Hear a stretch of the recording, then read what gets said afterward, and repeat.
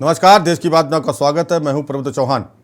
सिरसा के CDLU के auditorium में बाढ़ राहत प्रशंसा कार्यक्रम का आयोजन हुआ था, जिसमें मुख्य अतिथि चौधरी रणजीत सिंह, बिजली मंत्री एवं जेल मंत्री भी शामिल हुए। कार्यक्रम में सरकार द्वारा बाढ़ के समय कुछ सामाजिक संस्थानों एवं कर्मचारियों ने सहयोग किया था। मंत्री उन्हीं लोगों को सम्मानित करने आए थे, लेकिन कुछ संस्थानों और गांव के सरपंचों ने ऑडिटोरियम के बाहर प्रदर्शन शुरू कर दिया, जिसमें उन्होंने सरकार के खिलाफ नारे भी लगाए। प्रदर्शनकर्ता का कहना था कि चौधरी रणजीत सिंह सिर्फ राजनीति खेल रहे हैं, न कि लोगों को सम्मानित कर रहे हैं। उनका कहना था कि जिन संस्थानों और सरपंचों ने बाढ़ के समय एक बड़ा सहयोग दिया था, उनका लिस्ट से नाम ही काट दिया गया और अपने ही खास लोगों को सम्मानित किया। और जिन लोगों को सम्मानित किया जा रहा है, वो बाढ़ के समय में टाइम पास करने आते थे, ना कि किसी की मदद करने।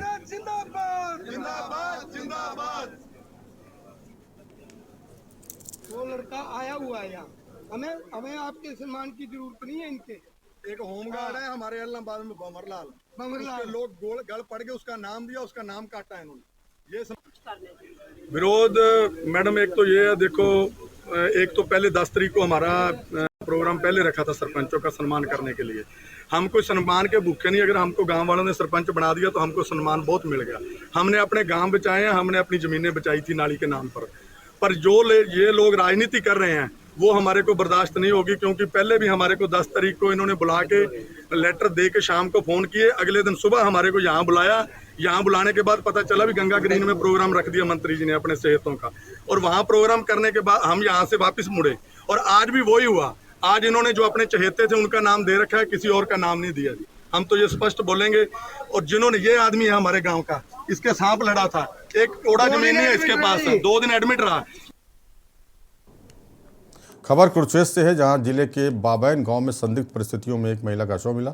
महिला के परिजनों ने ससुराल पक्ष पर हत्या का आरोप लगाया और कहा कि ससुराल पक्ष के लोग उसे दहेज के लिए प्रताड़ित कर रहे थे और इससे पहले भी उनकी लड़की के साथ ससुराल पक्ष ने दहेज को लेकर मार पिटाई की थी।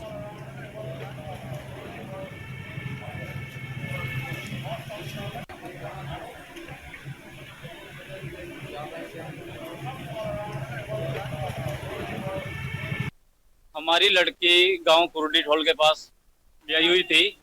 सास ससुर और घरवाला देवर सारों ने मिलके वो मार दी है। उसको जब से शादी हुई थी, 14 में शादी हुई थी उसकी, उससे परेशान कर रहे थे दहेज के लिए। जो हमारा प्रोना है, उसका घरवाली का वो प्रोना है, वो दारू बहुत ज्यादा पीता था, तो दारू पी के वो मारता छेड़ता था इसको। सर, हमारी बहन की डेथ हुई, हम वहाँ गए जहाँ उसका हादसा हुआ, तो उनसे जो पुलिस वाला ने पूछताछ की, देखा भाई 20 मिनट में हुआ। तो आप ये देख सकते हो 20 मिनट में लड़के की नाक से खून और ये गले पे निशान है। तो मैं पूछा था, तो 20 मिनट में ऐसे 2 निशान कैसे पड़ सकते हैं? जो फांसी लिया एक टाइप के निशान पड़ेगा। कुरुक्षेत्र के मजदूर वर्ग ने सरकार और विभाग पर अनदेखी का आरोप लगाते हुए वन विभाग मंडल कुरुक्षेत्र कार्यालय के सामने धरना प्रदर्शन किया। मजदूरों ने सरकार और DFO के विरुद्ध जमकर नारेबाजी की। मजदूर यूनियन नेताओं ने पत्रकारों से बातचीत में बताया कि आज उनकी राज्य स्तरीय हड़ताल है। मजदूरों का बीते कई माह से वेतन नहीं मिला है। वहीं कोर्ट ने श्रमिकों को रेगुलर करने के निर्देश दिए थे, जिन्हें विभाग अधिकारी और सरकार अनदेखा कर रही हैं। इसके चलते कर्मचारियों में भारी रोष है। उन्होंने आगे कहा कि आज इस शांतिपूर्ण प्रदर्शन के माध्यम से वो मांग करते हैं कि सरकार उनकी मांगों को अतिशीघ्र मान ले।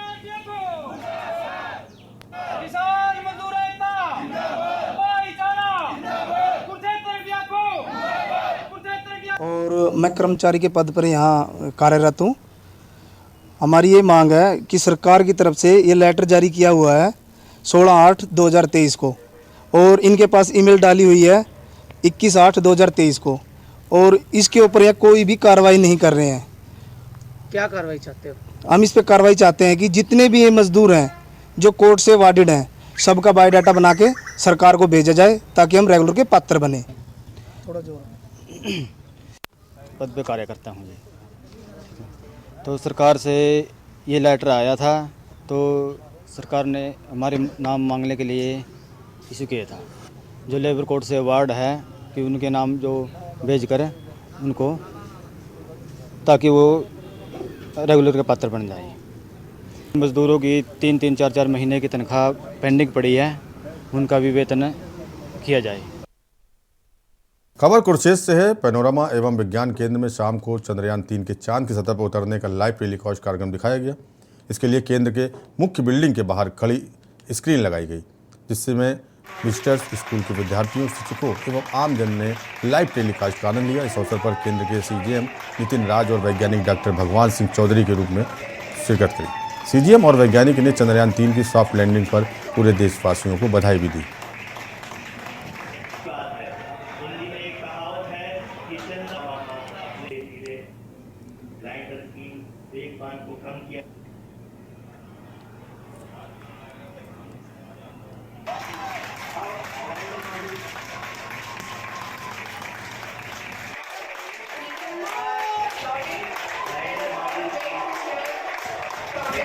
आज का क्षण भारत इतिहास में नहीं, मानव इतिहास में भी एक अहम भूमिका निभाएगा। और जैसे प्रधानमंत्री साहब ने कहा कि साउथ पोल पे चांद के हम पहले देश हैं जो पहुंचे हैं सॉफ्ट लैंडिंग के द्वारा। ये एक ऐसा अचीवमेंट है जो पूरी दुनिया हमें बहुत ही आशापूर्ण निगाहों से देख रही है। एक तरह से हम बोल सकते हैं कि हम दुनिया भारत को किस नज़र से देखते हैं, वो एक नज़रिया बदलने वाला हमारा एक अचीवमेंट हम बोल सकते हैं। कि जैसे अभी प्रधानमंत्री जी का भी अगर भाषण सुना हो तो उन्होंने एक वर्ड यूज़ किया, विकसित देश। तो किसी न किसी तरीके से हम उस ट्रैक लाइन के ऊपर आना स्टार्ट हो रहे हैं साइंस एंड टेक्नोलॉजी के मामले में। और ये एक दिन का एफर्ट नहीं होता, सालों की मेहनत है। हमारी जो साइंटिफिक कम्युनिटी है उनकी देन है कि अब हमें दुनिया अलग नज़र से देखे। महेंद्रगढ़ में पूर्व शिक्षा मंत्री रामविलास शर्मा ने कहा कि भारत के 140 करोड़ लोग झूम रहे हैं। प्रधानमंत्री नरेंद्र मोदी के नेतृत्व में भारत ने चंद्रमा के ऊपर तिरंगा लहरा दिया है। उन्होंने कहा कि कांग्रेस के नेताओं ने गलती की थी।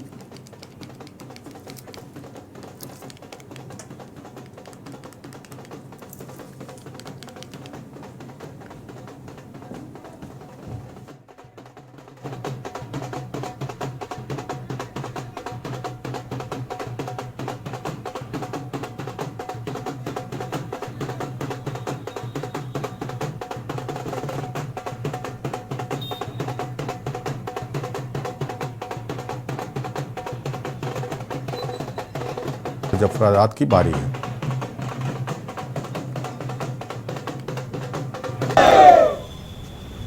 आज महेंद्रगढ़ का भगवान परशुराम चौक ये मुबारक चौक है। आज हम अपने चौक के ऊपर कल भारत के वैज्ञानिकों ने भारत के यशस्वी प्रधानमंत्री के नेतृत्व में चंद्रयान 3 आप सबने अपने घर पर टेलीविजन पर देखा होगा। मैंने आरपीएस कॉलेज के छात्रों के साथ वो नज़ारा देखा है। आशा वर्कर यूनियन ने अपनी मांगों को लेकर कुरुक्षेत्र सांसद नायब सिंह सैनी के सेक्टर 3 स्थित निजी आवास पर प्रदर्शन किया और कुरुक्षेत्र सांसद नायब सिंह सैनी मौके पर नहीं मिले। इस वजह से सांसद के निजी सचिव को उन्होंने ज्ञापन सौंपा। आशा वर्करों ने कहा कि वो पिछले कई दिनों से लगातार अपनी मांगों को लेकर लघु सचिवालय कुरुक्षेत्र के समक्ष प्रदर्शन कर रही हैं, लेकिन सरकार उनकी मांग नहीं मान रही। उन्होंने कहा कि इससे पहले वो विधायकों को भी अपना ज्ञापन सौंप चुके हैं और आज सांसद के घर के बाहर प्रदर्शन किया जा रहा है और ज्ञापन सौंपा गया। उन्होंने कहा कि वो सरकार से मांग करते हैं कि उनकी मांग मानी जाए ताकि स्वास्थ्य विभाग के काम सुचारू रूप से शुरू किए जा सकें।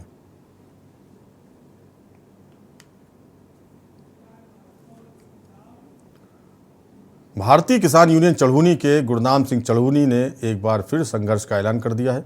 इस बार फिर संघर्ष का संगनाद पिपली अनाज मंडी से होगा। आज कुरुक्षेत्र की जाट धर्मशाला में आयोजित राष्ट्रीय स्तर की भारतीय किसान यूनियन चढ़ूनी ग्रुप की बैठक में चौंकाने वाला दृश्य उत्तर प्रदेश से दिखा। उत्तर प्रदेश के लगभग हर जिले से भारतीय किसान यूनियन चढ़ूनी ग्रुप में पदाधिकारी पहुंचे हुए थे, जिससे निश्चित रूप से भारतीय किसान यूनियन टिकायत ग्रुप को बड़ा झटका लगना तय है। इसी बीच करीब 4 घंटे तक चली जाट धर्मशाला में बैठक के बाद गुरनाम सिंह चढ़ूनी ने पत्रकारों से बातचीत में बताया कि भारतीय किसान यूनियन चढ़ूनी ग्रुप पूरे देश में संगठन का विस्तार कर रही है। इसके अलावा सरकार की किसान विरोधी नीतियों को देखते हुए पूरे देश में 10 सितंबर को जिला मुख्यालयों पर किसान प्रदर्शन करेंगे।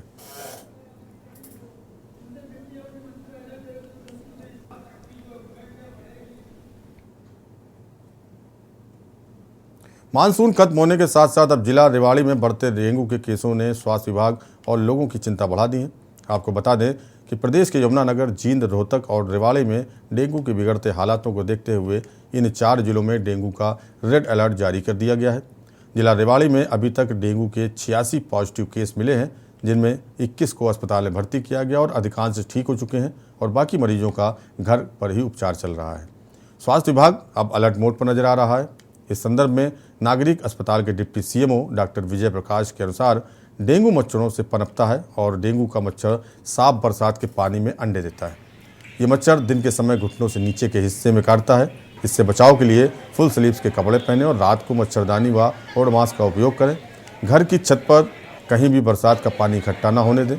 घरों के आसपास फॉगिंग करवाने के साथ घर के अंदर भी फॉगिंग जरूर करवाएं।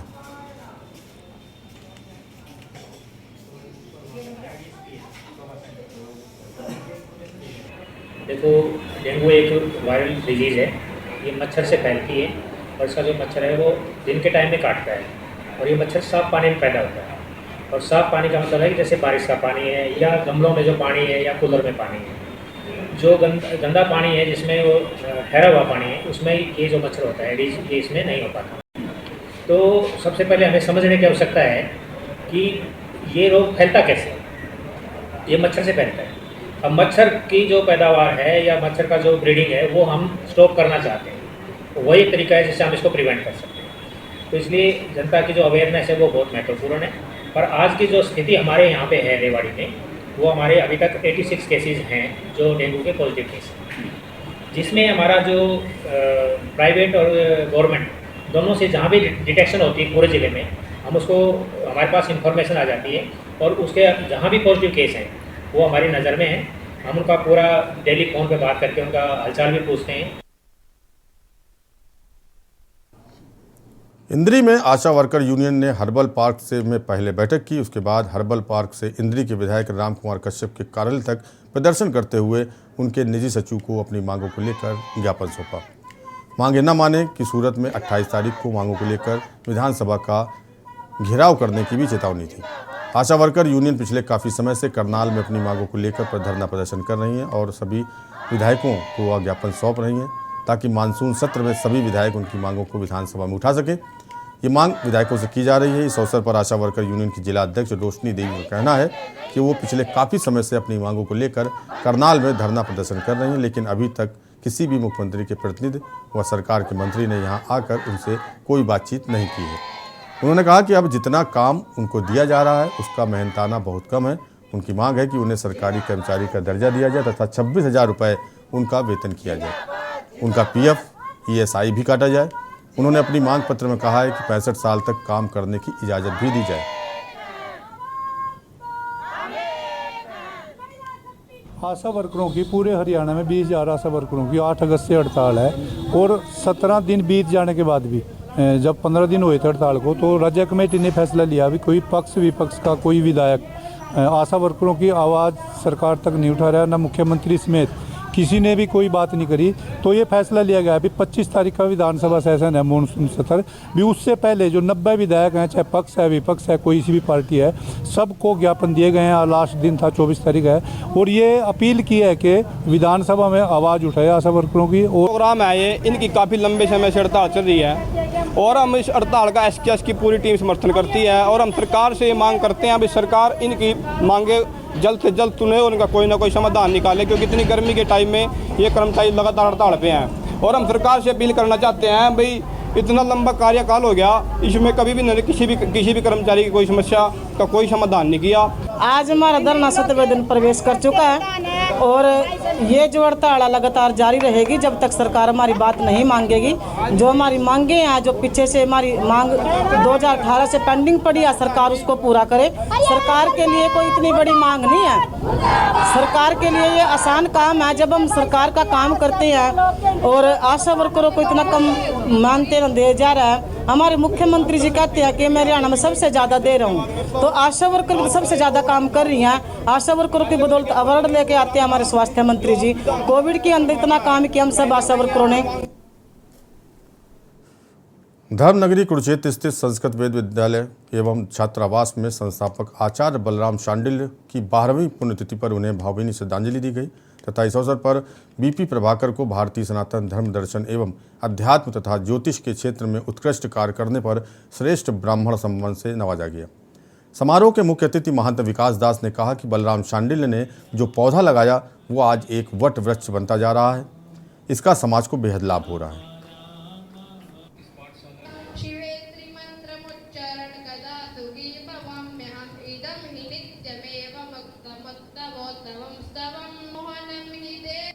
पूजावसान समय दशवक्र गीतम या शंभु पूजनम पढ़ते प्रदोषे।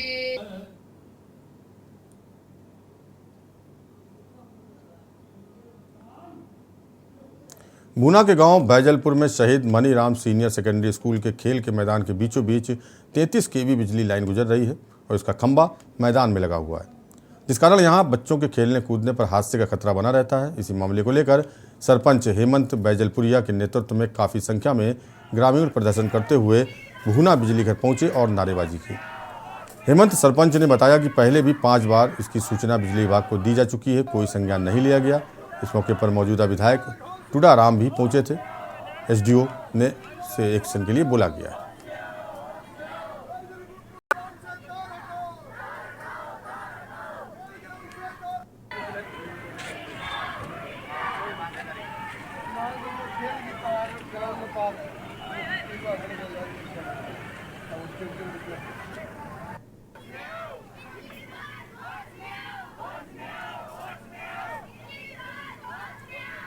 खबरें पंजाब से। खबर गुरदासपुर से है। जिले के हल्का बटाला का एक नौजवान बाइक पर स्टंट करता है। युवक ने बताया कि पहले वो वेट क्लब जाता था, फिर इसने धीरे धीरे बाइक स्टंट करना का शौक हुआ। फिर उसने बाइक पर वेट लगाते हुए अपने दोस्त से वीडियो बनवाकर इंस्टाग्राम पर डाल दिया। स्टंट वीडियो लोगों को बहुत पसंद आई। इस तरह उसे स्टंट करते हुए वीडियो बनाने का शौक पड़ गया और उसने स्टंट करना शुरू कर दिया।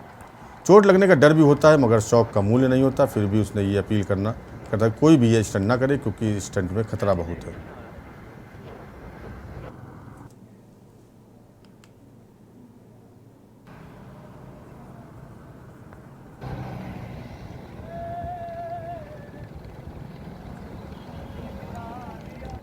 चंद्रयान 3 की सफलता को लेकर मोगा में कांग्रेस पार्टी के हल्का इंचार्ज मालिका सूद ने मोगा के डीएम कॉलेज में क्रिकेट एसोसिएशन के साथ केक काटकर खुशी मनाई, सभी देशवासियों को बधाई दी।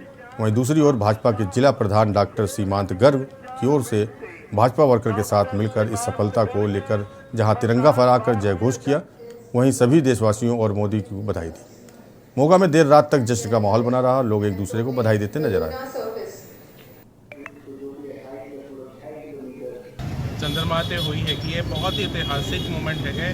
देश की तरक्की लिए भी बहुत ही एक बड़ा ਕੰਮ ਹੈਗਾ ਜਿਹੜਾ ਕਿ ਸਾਡੀ ਇਸਰੋ ਨੇ ਕਰਕੇ ਦਿਖਾਇਆ ਹੈ। ਨਾਸਾ ਜਿਹੜੀ ਆਪਾਂ ਇੱਕ ਬੰਦੇ ਆ ਵੀ ਆਈਡੀਅਲ ਮੰਨਦੇ ਆ ਵੀ ਨਾਸਾ ਵਰਗੀ ਕੋਈ ਆਰਗੇਨਾਈਜੇਸ਼ਨ ਨਹੀਂ ਹੋ ਸਕਦੀ। ਅੱਜ ਅਸੀਂ ਗਰਵ ਨਾਲ ਕਹਿ ਸਕਦੇ ਹਾਂ ਸਾਡੀ ਇਸਰੋ ਵਰਗੀ ਕੋਈ ਆਰਗੇਨਾਈਜੇਸ਼ਨ ਨਹੀਂ ਹੋ ਸਕਦੀ। ਸਾਰੇ ਸਾਇੰਟਿਸਟ ਨੂੰ ਮੈਂ ਬਹੁਤ ਮੁਬਾਰਕਾਂ ਦੇਣਾ ਚਾਹੁੰਦਾ ਹੈ। ਸਾਰੇ ਮੈਂ ਇਸ ਟੀਮ ਦਾ ਜੋ ਕ੍ਰਿਕਟ ਐਸੋਸੀਏਸ਼ਨ ਟੀਮ ਬਣੀ ਆ, ਤਹਿ ਦਿਲੋਂ ਸ਼ੁਕਰਗੁਜ਼ਾਰ ਕਰਦਾ ਹਾਂ ਕਿ ਇਸ ਕਾਮਯਾਬੀ ਇਹਨਾਂ ਸੈਲੀਬ੍ਰੇਸ਼ਨ ਕੀਤੀ ਹੈ। ਪੰਜਾਬ ਇੰਡੀਆ ਦਾ ਨਾਮ ਸਾਰੇ ਸੰਸਾਰ 'ਚ ਮਸ਼ਹੂਰ ਕੀਤਾ ਸਾਡੇ ਸਾਇੰਟਿਸਟ ਨੇ। ਮੈਂ ਉਹਨਾਂ ਦਾ ਆਪਣੀ ਇਸ ਕ੍ਰਿਕਟ ਐਸੋਸੀਏਸ਼ਨ ਵੱਲੋਂ ਉਹਨਾਂ ਸਾਇੰਟਿਸਟ ਨੂੰ ਦਿਲੋਂ ਸਲੂਟ ਕਰਦਾ ਕਿ ਜੋ ਸਾਡੇ ਸਾਇੰਟਿਸਟ ਨੇ ਟੈਕਨੋਲੋਜੀ ਦੇ ਡਿਵੈਲਪ ਕੀਤੀ ਆ, ਆਪਣਾ ਸਾਰੇ ਸੰਸਾਰ ਵਿੱਚ ਹਾਈਟੈਕ ਇੰਡੀਆ ਬਣ ਗਿਆ। ਬਾਕੀ ਸਾਡੀ ਕ੍ਰਿਕਟ ਐਸੋਸੀਏਸ਼ਨ ਦੇ ਮੈਂਬਰਾਂ ਨੇ ਸੈਲੀਬ੍ਰੇਸ਼ਨ ਕੀਤੀ ਹੈ, ਇਹਨਾਂ ਦੇ ਬਹੁਤ ਧੰਨਵਾਦ।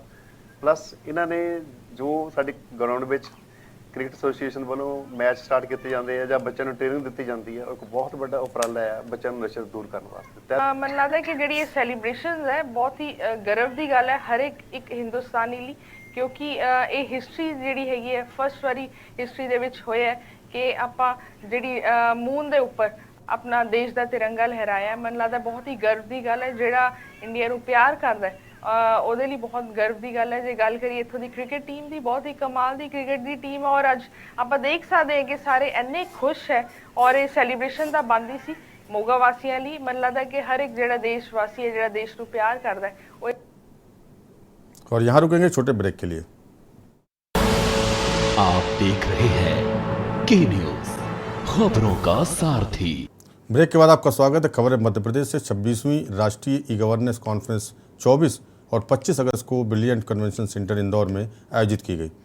कॉन्फ्रेंस प्रशासनिक सुधार और लोक शिकायत एवं इलेक्ट्रॉनिक्स और सूचना प्रौद्योगिकी मंत्रालय भारत सरकार के सहयोग से ये आयोजन किया जा रहा है। कॉन्फ्रेंस डिजिटल गवर्नेंस के क्षेत्र में सहभागिता, नवाचार और बेस्ट प्रैक्टिसेस के एडॉप्शन के लिए एक महत्वपूर्ण फोरम है। कॉन्फ्रेंस का शुभारंभ 24 अगस्त को सुबह 10 बजे और समापन 25 अगस्त को अपराह्न 3 बजे होगा।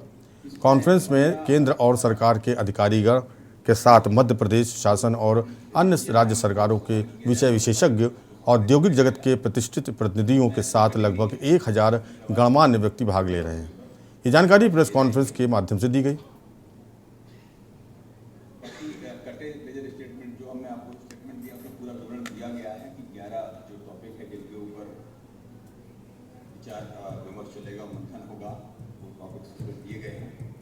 इसमें 15 चयनित जो प्रविष्टियाँ हैं उनको सम्मानित किया जाएगा, उन अधिकारियों को सम्मानित किया जाएगा, जिसमें 2 कैटेगरी है कि हमने अवार्ड की गोल्ड और सिल्वर ये अवार्ड दिए जाएंगे। बाकी कटे मेजर स्टेटमेंट जो हमने आपको स्टेटमेंट दिया उसमें पूरा विवरण दिया गया है कि 11 जो टॉपिक है जिनके ऊपर विचार विमर्श चलेगा, मंथन होगा, टॉपिक्स उसमें दिए गए हैं। खबर इंदौर से है, जहां लूट की वारदात को अंजाम देने वाले 4 बदमाशों को पुलिस ने गिरफ्तार किया है। आपको बता दें कि बहन की शादी का कर्जा चुकाने के लिए बदमाशों ने 2 लूट की वारदातों को अंजाम दिया। पुलिस ने 4 आरोपियों को गिरफ्तार कर लिया है। 1 महीने में नकली और असली पिस्टल के दम पर 2 लूट की वारदात को अंजाम दिया गया था। पुलिस ने आरोपियों से लूटा हुआ माल और घटना में प्रयुक्त एयरगन, चाकू और एक देसी कट्टा भी बरामद किया है।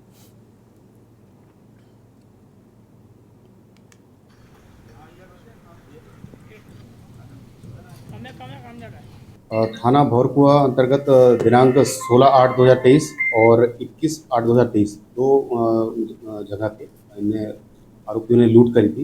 इसमें 4 आरोपी इसमें सीसीटीवी में दिख रहे थे। दोनों मामलों की गंभीरता को देखते हुए वरिष्ठ अधिकारी के निर्देशन में क्राइम ब्रांच और जूनी सब डिवीजन की टीम लगातार इसमें कार्य कर रही थी। टेक्निकल और मैनुअल सभी एक्सपर्ट को इसमें हमने फॉलो किया है। उसके बाद जो है आज इन आरोपियों को गिरफ्तार किया, जिनसे घटना में प्रयुक्त एक देसी कट्टा, 2 एयरगन, एक धारदार चाकू, घटना में प्रयुक्त वाहन और जो लूट का मोबाइल है वो हमने बरामद किया है। इंदौर के एरोड्रम थाना क्षेत्र में पिछले दिनों एक पेट्रोल पंप पर बदमाशों ने गोलीकांड की घटना को अंजाम दिया था। घटना सीसीटीवी में भी कैद हुई थी। पूरे मामले में पुलिस ने एक आरोपी को गिरफ्तार कर लिया है। विवाद डीजल भराने की बात को लेकर हुआ था। इस दौरान बदमाशों ने गोलीकांड की घटना को अंजाम दिया था। बदमाशों की लोकेशन के आधार पर पुलिस ने एक आरोपी प्रवीण उर्फ पुताई को गिरफ्तार कर लिया है। पुलिस को देखकर बदमाश ने भागने का प्रयास किया, जिसमें वह गिर पड़ा और उसको चोट भी आई। पकड़ा गया बदमाश से घटना में प्रयुक्त पिस्तौल और जिंदा कारतूस बरामद हुए हैं। आरोपी को पुलिस ने घटनास्थल पर ले जाकर माफ़ी मंगवाई। वहीं अन्य फरार आरोपी की तलाश की जा रही है।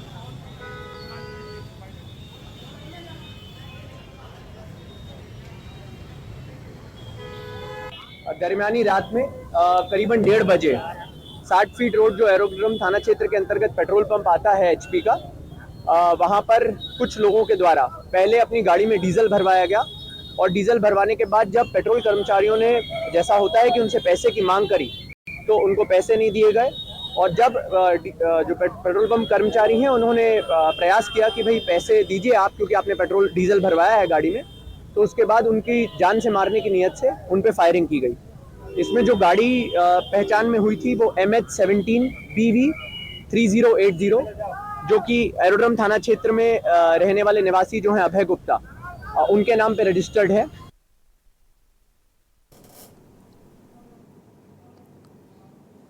खबरें छत्तीसगढ़ से। सप्ताह भर पहले बीजेपी ने प्रतापपुर विधानसभा सीट के लिए अपने उम्मीदवार घोषित कर सबको चौंका दिया था, लेकिन अब बीजेपी के कार्यकर्ता ही उम्मीदवार शकुंतला पोर्ते का खुले मंच से विरोध कर रहे हैं। झारखंड के 2 विधायक ऑब्जर्वर बनकर क्षेत्र में पार्टी की स्थिति और उम्मीदवार के पॉपुलरिटी की रिपोर्ट तैयार करने प्रतापपुर पहुंचे थे, जहां बीजेपी के कार्यकर्ताओं की बैठक होनी थी। जैसे ही सभा कक्ष में दोनों विधायक कार्यकर्ताओं की बैठक लेने पहुंचे, वैसे ही पार्टी के कार्यकर्ताओं ने अपनी ही पार्टी के खिलाफ नारेबाजी शुरू कर दी।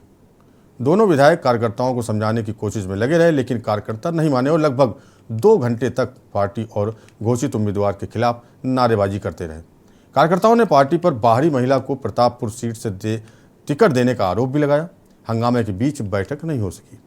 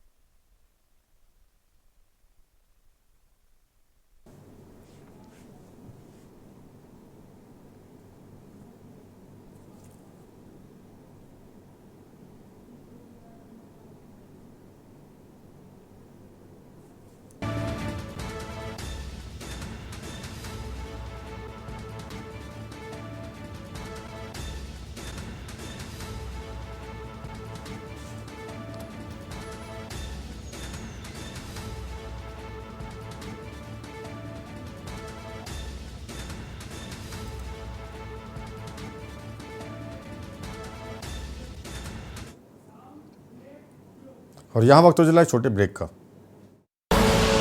आप देख रहे हैं के न्यूज, खबरों का सारथी। आपका स्वागत है। खबरें उत्तर प्रदेश से। राजधानी लखनऊ की बात करेंगे। आरटीओ कार्यालय में अव्यवस्थाओं का अंबार। राजधानी लखनऊ में आरटीओ कार्यालय में अव्यवस्थाओं का अंबार। सारथी भवन की बिल्डिंग से लटक रहा कांच का शीशा। राजधानी लखनऊ से खबर, शीशे के गिरने से हो सकती है बड़ी दुर्घटना। आने वालों के लिए शौचालय, पीने का पानी भी नहीं।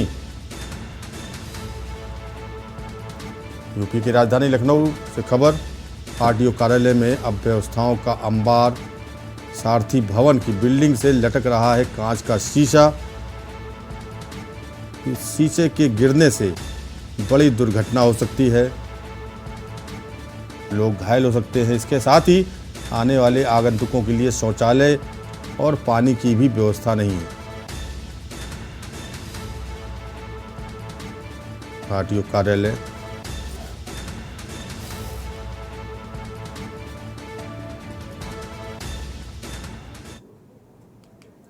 खबर बाराबंकी से है। बाहुबली मुख्तार अंसारी फर्जी एम्बुलेंस मामला।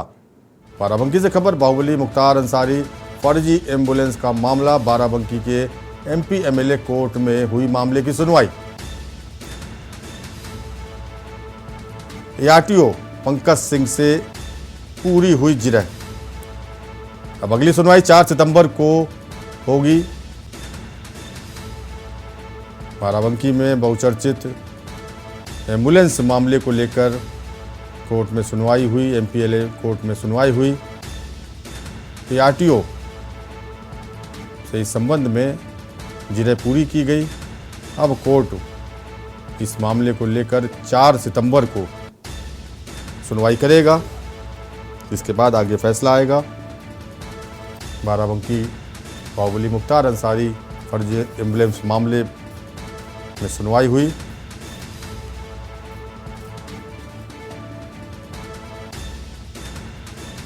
आरटीओ पंकज सिंह से जिरह पूरी की गई।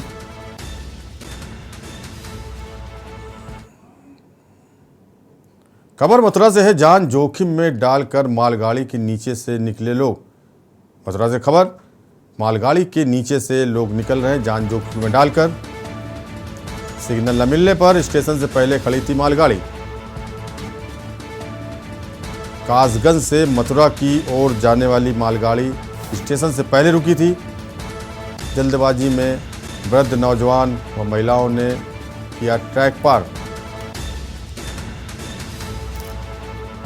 मथुरा से खबर,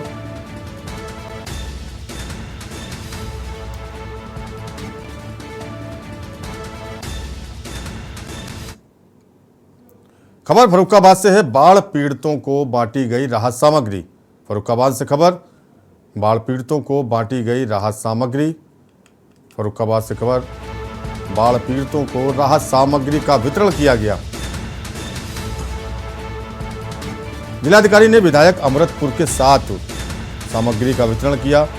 करीब 300 लोगों को राहत सामग्री देकर उन्हें राहत पहुंचाई गई। करीब 50 सालों से ऐसी बाढ़ नहीं आई थी, विधायक का कहना है।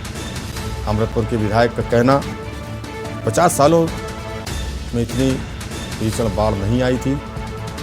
जिलाधिकारी ने राहत सामग्री का वितरण किया। विधायक अमृतपुर भी मौजूद रहे। करीब 300 लोगों को राहत सामग्री दी गई।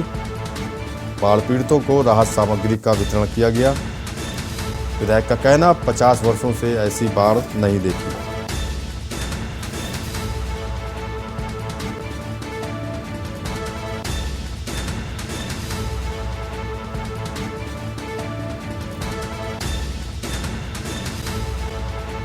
राहत सामग्री पाकर बाढ़ पीड़ितों के चेहरे पर चमक दिखाई दी। ऐसे समय पे उनको ये राहत मिलना डूबते को तिनके का सहारा है, क्योंकि बाढ़ में कई घर विस्थापित हो गए हैं, कई लोग दूसरी जगहों पर रह रहे हैं। ऐसे में खाने पीने में तमाम तरह की दिक्कतें आ रही हैं और ये 300 लोगों को जो राहत दी गई है, इसमें जिलाधिकारी का और विधायक अमृतपुर से विधायक उन्होंने आगे बढ़कर राहत पहुंचाई है, जिससे निसंदेह बाढ़ पीड़ितों को राहत मिली है। जिलाधिकारी की अगुवाई में विधायक के साथ मिलकर राहत सामग्री बांटी गई बाढ़ पीड़ितों को। विधायक का कहना 50 सालों से ऐसी बाढ़ नहीं थी और बीते कई दिनों से फर्रुखाबाद में आसपास में इलाके में बाढ़ का भीषण विकराल रूप देखा जा चुका है।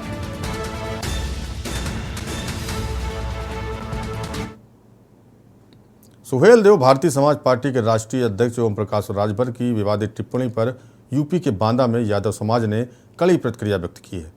अखिल भारतीय यादव महासभा ने बांदा कलेक्ट्रेट पहुंचकर ओम प्रकाश राजभर के खिलाफ प्रदर्शन किया और जिलाधिकारी के माध्यम से राज्यपाल को ज्ञापन भेजकर ओम प्रकाश राजभर के खिलाफ कानूनी कार्रवाई किए जाने की मांग की। यादव महासभा के लोगों का कहना है कि ओम प्रकाश राजभर ने यादव जाति पर जो विवादित बयान दिया है वो आपत्तिजनक और अभद्र है, जिसकी वो निंदा करते हैं और ओपी राजभर के इस बयान से यादव समाज की भावनाएं आहत हुई हैं, जिस पर कानूनी कार्रवाई किया जाना बेहद जरूरी है।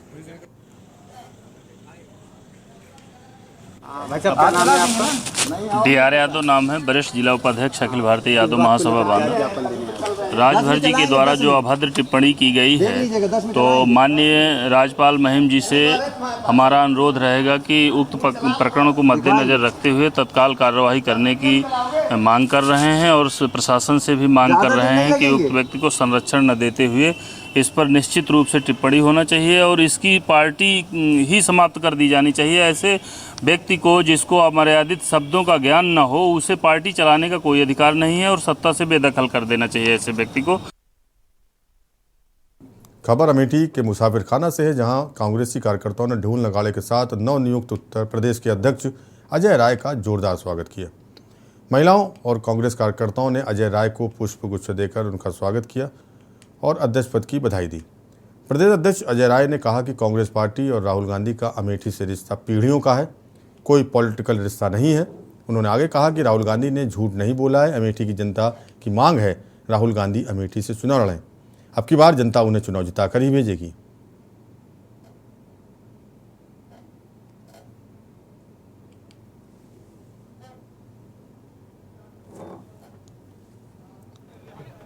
महाराजगंज में परिवहन विभाग से जुड़ी भ्रष्टाचार की बड़ी खबर सामने आई है। यहां सहायक संभागीय परिवहन अधिकारी और यात्री कर अधिकारी समेत 8 लोगों के विरुद्ध भ्रष्टाचार का मुकदमा दर्ज होने के बाद आनन फानन में जनपद की कुल्हुई पुलिस ने ARTO, PTO सहित 8 लोगों को गिरफ्तार कर लिया। इन सभी परिवहन अधिकारियों पर ट्रकों से अवैध वसूली करने का आरोप है। साथ ही भारत नेपाल की सीमा से धार्मिक यात्रा पर जाने वाले यात्रियों से और गाड़ियों से अवैध वसूली का भी आरोप है। जानकारी के मुताबिक महाराजगंज पुलिस को अवैध वसूली की कई शिकायत मिलने पर पुलिस अधीक्षक के नेतृत्व में कुल्हुई पुलिस थाने में दर्ज तहरीर और अन्य शिकायतों पर कार्रवाई की गई और संबंधित आरोपियों को गिरफ्तार कर जेल भेजा गया।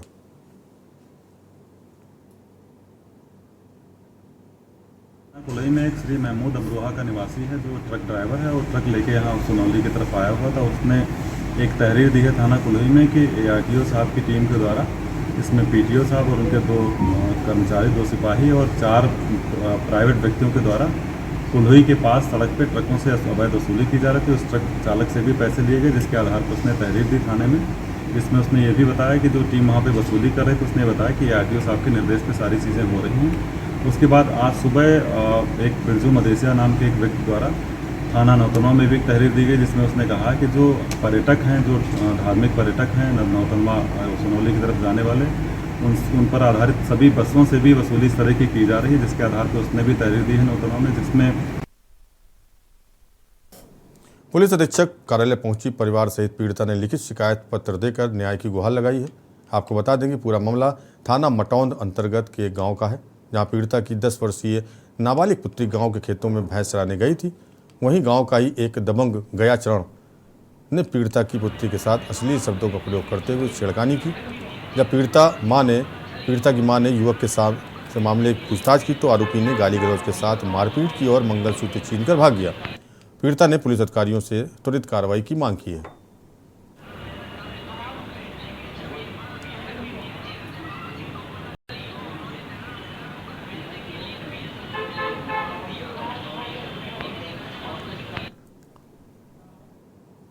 फर्रुखाबाद में गंगा में आई बाढ़ के पानी के तेज बहाव के चलते संपर्क मार्ग कट गए हैं। 60 से अधिक गांव का जिले से संपर्क टूट गया है। गंगा के जलस्तर में 10 सेंटीमीटर की कमी जरूर आई है। जिले में 2 दिन से रुक रुक कर हो रही भारी बारिश ने बाढ़ पीड़ितों की दिक्कतों को और बढ़ा दिया है। आपको बता दें, जनपद में गंगा और रामगंगा की बाढ़ से अमृतपुर तहसील क्षेत्र में तबाही मची है। कई सड़कें कट गई हैं तो कई पर पानी बह रहा है। इससे लोगों का आवागमन नाव से हो रहा है। तो वहीं चाचूपुर से कड़हर जाने वाले मार्ग अर्जुनपुर के पास बाढ़ के तेज बहाव से कट गया है। गंगा का जलस्तर बढ़कर 137.35 मीटर पर पहुंच गया है और आज नरौरा बांध से गंगा में 1,26,978 क्यूसेक पानी छोड़ा गया, जिससे जलस्तर बढ़ाने की और संभावना है। वहीं रामगंगा नदी का जलस्तर घटकर 136.20 मीटर पर पहुंच गया है। जलस्तर कम होने से कटान तेज हो गई है। क्या समस्या है तुम्हारे सामने? हमारे सामने ये समस्या है, मेरे गांव में राशन बटा है मगर हमें राशन नहीं मिला। बाढ़ सामग्री तुम्हें नहीं मिली है? नहीं, हमें नहीं मिली। हम बहुत परेशान। गांव में कोई बीमारी फैली हुई है? गांव में सब पैर सड़ रहे हैं, वो वाली बीमारी फैली है। कोई इलाज की सुविधा नहीं है यहाँ पे? डॉक्टर नहीं आ रहे? टीम नहीं आ रही है? नहीं, कोई टीम नहीं आ रही। कोई टीम नहीं आ रही है। स्वास्थ्य विभाग कोई कर्मचारी? कोई कर्मचारी नहीं। अधिकारी तो बता रहे सबकी ड्यूटी लगी हुई है, लगातार दवाई पहुँचाई जा रही है। कोई अभी हम लोहिया अस्पताल से दवा लेके आए हैं। यहाँ पे कोई सुविधा उपलब्ध नहीं है? कोई। कई किलोमीटर चल के गए दवाई लेने? 12-13 किलोमीटर।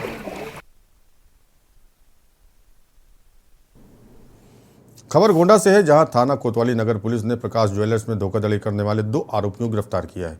आरोपियों के पास से 218 ग्राम पीली धातु, 762 ग्राम सफेद धातु के आभूषण, 1,55,200 रुपये भी बरामद किए हैं। पीड़ित ने बताया कि साथी व्यापारी शिवानंद सोनी आभूषण की दुकान से लाखों रुपए की टप्पेबाजी कर मौके से फरार हो गया था। पुलिस अधीक्षक अंकित मित्तल ने बताया कि आरोपियों को गिरफ्तार कर जेल भेज दिया गया है।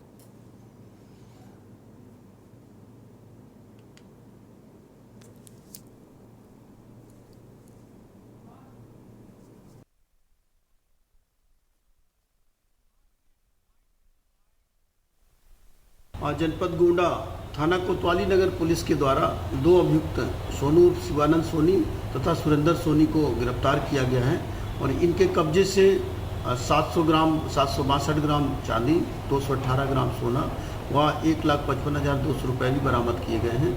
पूछताछ में इनके द्वारा जो मुकदमा इनके विरुद्ध लिखाया गया था उसका जुर्म कबूल किया गया है। प्रकरण ये है कि 16 अगस्त को यहाँ कस्बा गोंडा के जो कुछ ज्वेलर्स पुलिस कार्यालय में उपस्थित आए, गुंजन ज्वेलर्स, प्रकाश ज्वेलर्स, शत्रुघ्न ज्वेलर्स, लगभग 10 ज्वेलर्स के करीब, उनके द्वारा अवगत कराया गया कि एक शिवानंद सोनी नाम का जो मिस्त्री है ज्वेलरी का, वो हम लोगों को धोखाधड़ी करके करीब 10 लाख रुपए, 4 किलो चांदी और लगभग 800 ग्राम सोने के जेवरात ले लिया है।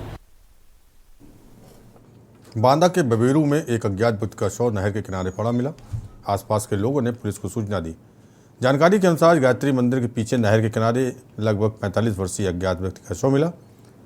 आसपास के लोगों को जाकर पुलिस को सूचना दी। कोतवाली प्रभारी पंकज कुमार सिंह पुलिस बल के साथ पहुंचे और लोगों को बुलाकर शव की शिनाख्त करवाने की कोशिश की।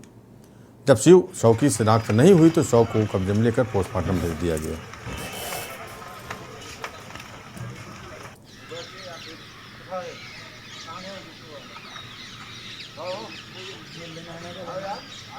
आज बबेरू थाना क्षेत्र के अंतर्गत बांदा रोड नहर पटरी के किनारे पानी के गड्ढे में एक 45 वर्षीय युवक का शव बरामद हुआ है, जिसकी शिनाख्त कराने का प्रयास किया जा रहा है।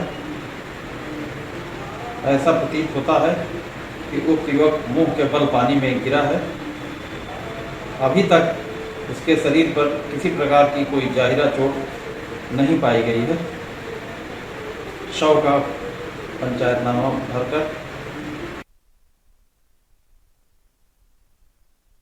गोसाईगंज थाना क्षेत्र के सरोली गांव के रहने वाले मोहम्मद सफदर इमाम की हयात नगर में इलेक्ट्रिक की दुकान थी।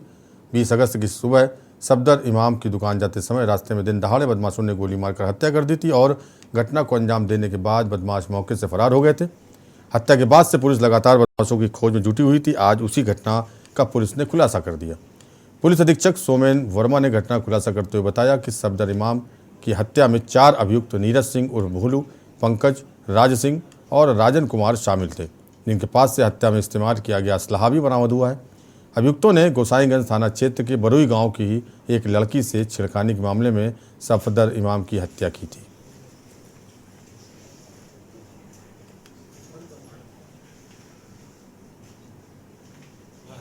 हत्या की घटना की खुलासा है 20/8/2023 को थाना गोसाईगंज क्षेत्र में एक व्यक्ति नाम सफदर इमाम उनकी हत्या हो जाती है सुबह। इसी संबंध में पुलिस जब तहकीकात करती है उसमें पता चलता है कि व्यक्तिगत निजी रंजिश की वजह से 4 लोग इसमें इन्वॉल्व थे जो इस घटना को खारिज की है।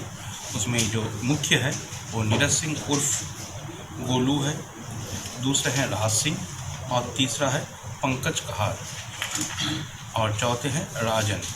इनमें से जो मुख्य 3 आरोपी हैं नीरज सिंह, राज सिंह और पंकज, ये तीनों अरेस्ट हो चुके हैं।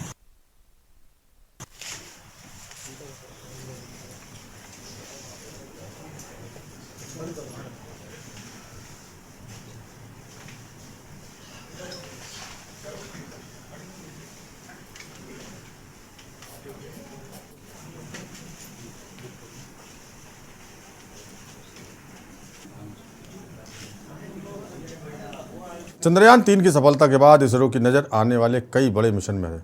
इनमें से एक है आदित्य L1 और इस मिशन का जिक्र प्रधानमंत्री नरेंद्र मोदी ने भी किया था।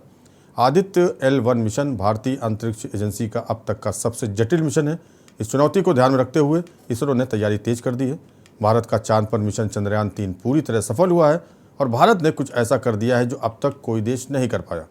चांद के साउथ पोल पर लैंड करना काफ़ी चुनौतीपूर्ण था और इसको लेकर कई देश आशंका भी जाहिर कर रहे थे, लेकिन इसरो ने इन तमाम आशंकाओं को दूर करते हुए बड़ी कामयाबी हासिल की। अपनी कामयाबी के जोश में अब इसरो ऐसे मिशन की तैयारी में है जो दुनिया के लिए असंभव रहा है, उसे संभव बनाने के लिए इसरो पूरी जी जान से जुटा हुआ है। इसरो का ये मिशन सितंबर यानी अगले महीने शुरू हो सकता है। क्या है ये मिशन और क्यों इसरो के लिए ये मिशन खास है, ये रिपोर्ट देखिए।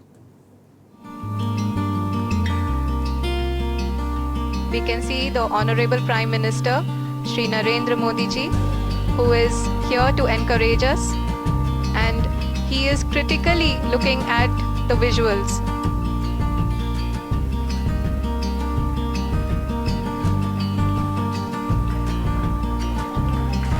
जी हाँ, आप अपने स्क्रीन पे देख सकते हैं कि हम lander module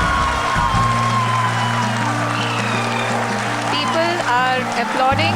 Let us all wait to hear from the Secretary Department of Space and 23 अगस्त 2023 ये वो तारीख है जो इतिहास के पन्नों में दर्ज हो चुकी है। इसरो के चंद्रयान 3 ने बुधवार शाम 6:04 पर चांद पर सफलतापूर्वक लैंडिंग कर दिखाई। लैंडिंग होते ही पूरा भारत जोश में झूम उठा। भारत का चंद्रयान जैसे ही चंद्रमा के दक्षिणी ध्रुव के सतह पर पहुंचा, ये इतिहास रचने वाला विश्व का पहला देश भारत बन गया।